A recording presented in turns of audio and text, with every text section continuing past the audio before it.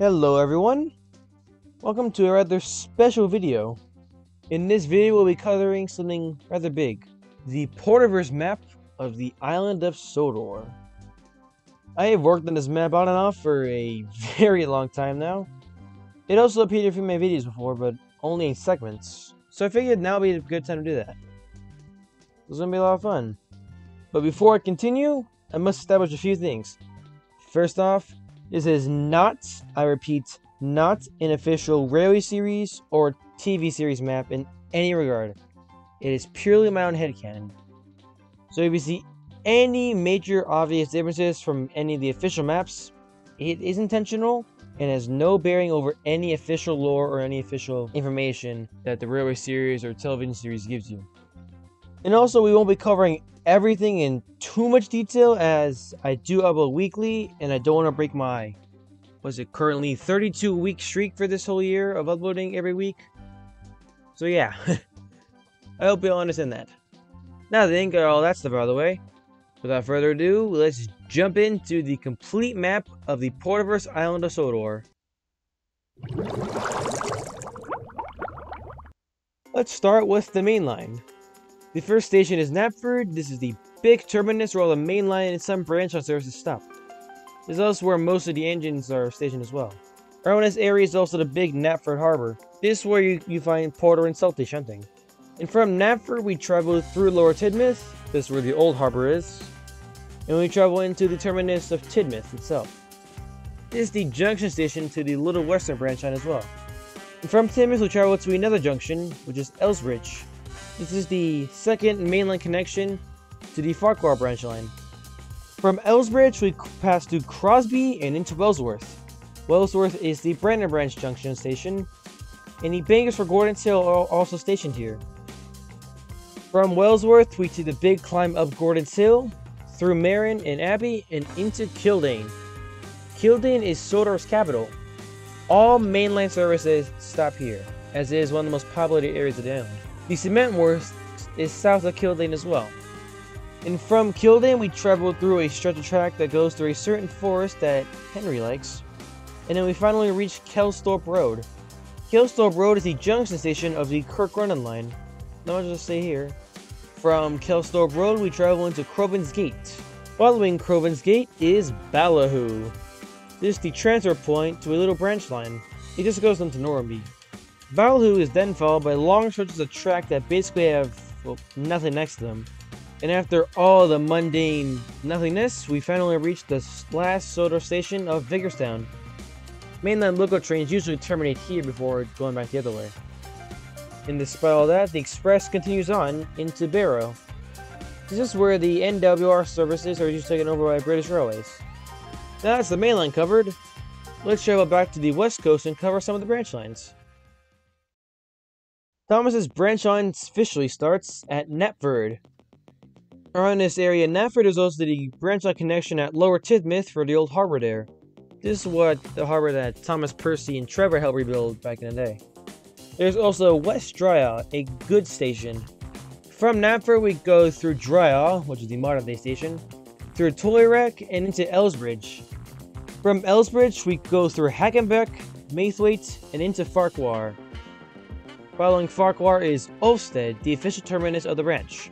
Various mines are also located around the Farquhar and Olstead area. The gold mine is also nearby as well, this gold mine being the old one where Bertram lives. Now let's go to the Little Western branch line. The Little Western starts at Tidmouth, travels through Tidmouth Halt, and into Haltraw. This is where the engines stop for water. From Haltraw we go into the biggest station on Sodor next to Knapford and Kildane, this being Callan. Callan is the scenic junction station of 3 different branch lines. This is where the Little Western officially terminates, but the track still goes up further north. The coastal run, as it's called, is the branch line of Arthur and Ryan, and the line goes through Bluffs Cove, where Captain Callie's ship is seen on display, and then there is Treasure Cove, a beach tourist town, and then there is Churchville. This is basically just Church Station from Season 5, I just named it Churchville to sound less jarring, you know? And from Churchville we go to Harwick, the line's terminus and the northernmost point on Sodor that is accessible by rail. This is where the beautiful fishing villages. This is arguably my favorite branch line of the bunch, as it is just so beautiful seeing it in various seasons. The Olstead tramway starts at Callan, like a couple other branch lines. From Callan, we go to Oldsboro West. This is not the version from the books. Then we go into Oldsboro, through Oldsboro Road, and Oldsboro Road is actually a station of a tourist line. We then go to Upper Arlesdale, and then finally into Arlesdale End. These last two stations are where the Arlesdale Mini Railway runs to and from. Speaking of which, the Arlesdale Mini Railway is a tourist line, and it is very different from the books.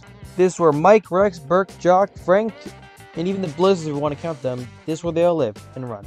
The line starts at Upper Arlesdale and goes through various turns and over steep terrain before terminating at Arlesdale End. Not much to say here, it's pretty short. Now we go to the BRENDAM branch line, and we start the line at Wellsworth. And from Wellsworth we travel south to Sudbury and Lower Sudbury. Lower Sudbury is where a marina is located. The RMS Aquitania is also preserved here as a floating hotel. After that follows some distance to Upper BRENDAM, and then finally into BRENDAM itself. And this is where the iconic BRENDAM docks are located. Cranky is based here. Although BRENDAM docks are a lot smaller in this universe compared to other universes. Now let's go to the Kildane line. The Kildane line is a rather interesting one. In the Porterverse, it had its own subsidiary running at one point, and it has two junction stations, these being Abbey and Kildane. And they are the starting points that lead into Kronk.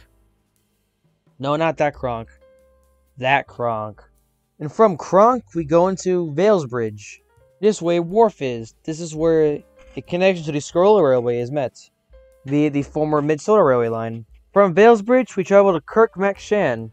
This is the transfer station for the Kildane Mountain Railway. And then north of it is the terminus of Peel Godred.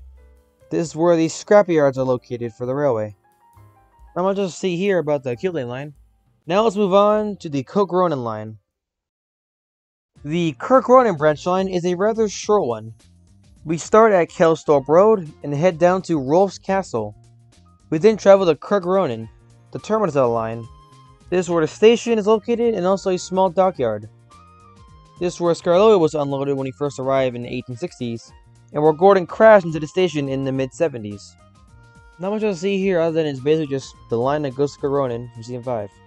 Now on to the Olstead Castle Railway. The Olstead Castle Railway is basically a creation of my own. It's a custom railway. This is a miniature railway owned by the Earl of Sodor, and the line connects to Olstead from the Northwestern Railway and to the Mining Museum, which I mentioned in Part 1. And from Olstead we travel to Olstead Castle. This is the physical castle grounds that the engines are kept on. The museum, engine sheds, and other various attractions are located here. And in terms of how it looks, it's very similar to how it looks in King of the Railway. From the castle we go to the middle station, simply labeled as Dinosaur Park. This is a middle station that has a mini loop for select trains, and where a dinosaur park is connected to. And then we head to the nearby terminus of Great Waterton. The line ends here, and also we've now covered, I believe, all of the standard gauge railways. Now down to narrow gauge railways. The Scarloia Railway is essentially almost the exact same as the railway series, just with a few minor tweaks here and there. The line starts at Crovan's Gate, which also has a mainline connection for the Northwestern Railway. Then we travel north into Crosney Curran, then past Glennock, and into the town of Reneus.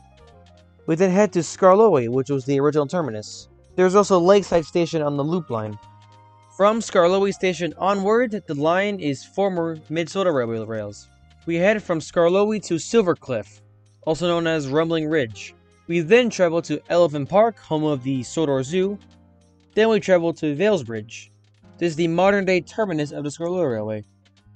Now let's travel to the final line we're going to cover on this map, the Kildane Mountain Railway. The Kildane Mountain Railway is a mountainous line with about 8 engines on its roster. The line starts at Kirkmacshan, which is also a transfer station from the Peel Godred line. We cross railway tracks as we head to Shiloh, and then to Falkensburg. Falkensburg is basically Scarloia Road with a different name. That's why we might as well give it a more unique name, you know what I'm saying? Also at Falconsburg is a coaling plant and water keller here to prepare the engines for the big climb up. As from Falconsburg, we travel to Devil's Back. And then finally, the highest point of Sodor, Coldie Fell. And with that, we have now covered everything on the Porterverse island of Sodor. And just like that, we have now covered the entirety of the Porterverse island of Sodor as it stands today. What a roller coaster and a half of a ride. May have taken a while, about 1 to 2 months I think, and 2 whole videos to get done, but hey, we did it. Just know that this map might change over time, as it might find reason to change certain things here and there, but only time will tell. And I just want to thank you all for sticking around for this whole map video journey. I really appreciate it. Thank you all very much for watching, and I will see you all in the next one.